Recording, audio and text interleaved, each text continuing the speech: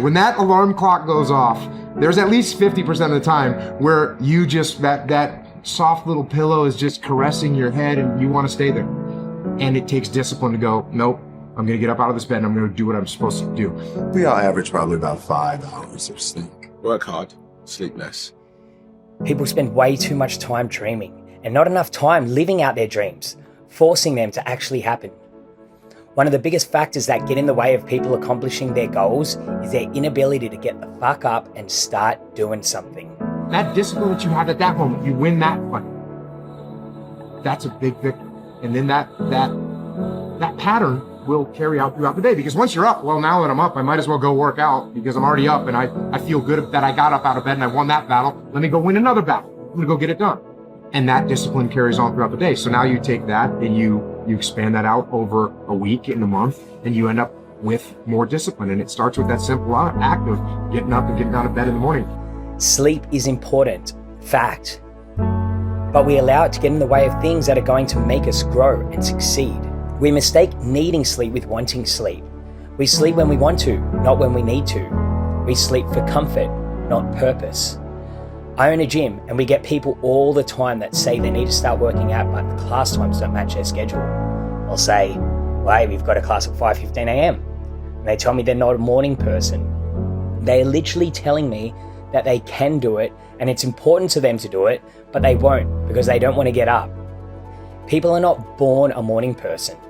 Sleep times are habits adopted just like eating patterns. You are literally 2 weeks away from turning yourself into a morning person. I've been struggling. We still had all the same problems. We still had a lien on the house, still facing bankruptcy, still fighting like crazy. I was still unemployed. The next morning, the alarm goes off and I pretended NASA was there. It's the stupidest story. I literally went 5, 4, 3, 2, 1. I counted out loud and then I stood up. And I'll never forget standing there. And for the first time in 3 months, I had beaten my habit of hitting the snooze button. I couldn't believe it. And I thought, wait a minute. Counting backwards? That is the dumbest thing I've ever heard in my entire life. Well, the next morning I used it again and it worked. The next morning I used it again and it worked. The next morning I used it again and it worked. Look, everyone has a problem with time. But the day has 24 hours and we sleep 6. Now, I know there's some out there that say, whoa, I need 8. Well, I say just sleep a little faster. Because the bottom line is we have 6 hours of sleep, 24 hours are available, so you have 18 hours now available to your work, your family, your hobbies, and also to learn something new or to do something new, which could easily be that you want to learn a new language, to read a book every week, or you say, I'm gonna go and reshape my body. Do you think Elon Musk has ever said, I regret that I didn't get that hour of sleep every morning? I could have been so much better rested. People talk all the time about how they want to accomplish this or that, but they're not even willing to get up an hour early just to achieve their goals. You have time, you make the time. I work out twice before everyone wakes up. So it started off 4 o'clock in the morning where I'd start with my cardio, then I'd have breakfast, and then I would go to the gym, and then I'd go to work. And I wake up at 4:30 in the morning because no one else is awake yet. So that gives me the opportunity to do things that I need to get done kind of selfishly for myself. And the big one in that category is working out.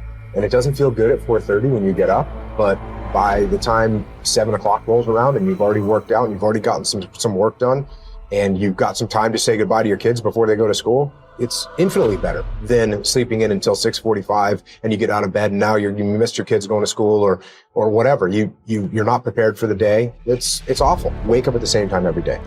Now, you don't need to be the person that gets up at 4 a.m. to do 2 workouts before 6 a.m. like The Rock, but it is important to get up when you need to. I was an insomniac for over 4 years and I don't wish it on anyone. I got to the point where I was near suicidal, but you know what? I actually avoided doing anything about it for a majority of that time because I had accomplished so much as a result of being frustrated with my bed that I'd just go and do things, or I'd write things down, or I'd think about new ideas. I didn't want to miss out on all the potential progress that I could make. Now, I don't wish for you to be an insomniac, but that is what you should be thinking. You should want something so bad that you can't wait to get out of bed. If you don't, You need to find something that will. Sometimes, even if you're the most highly motivated person in the world, that grind starts to beat you down a little bit. And that's when you have to stop looking at the short-term thing, because that's not getting you to get it done. And you got to look, okay, what is the long-term goal that I'm looking at? What am I really trying to get done in the long term? And you say, oh, you know what? I'm actually waking up today early so I can be ahead of the curve, so I can sell more of these widgets or whatever, so that I can buy a house. And you know what? Today matters. Today matters. This decision that I'm making right now is that first step. It's me taking one stroke, swimming in the right direction, heading towards the shore. And if I don't take this, I'm not making any progress. That first 2 hours after I wake up is the most productive time of the day. Don't rush out of the door and set your day off in a flustered state. I wake up every morning an hour and a half before I have to leave the house at least. I go over my morning routine where I think about my goals, my principles, and I visualize who I want to be.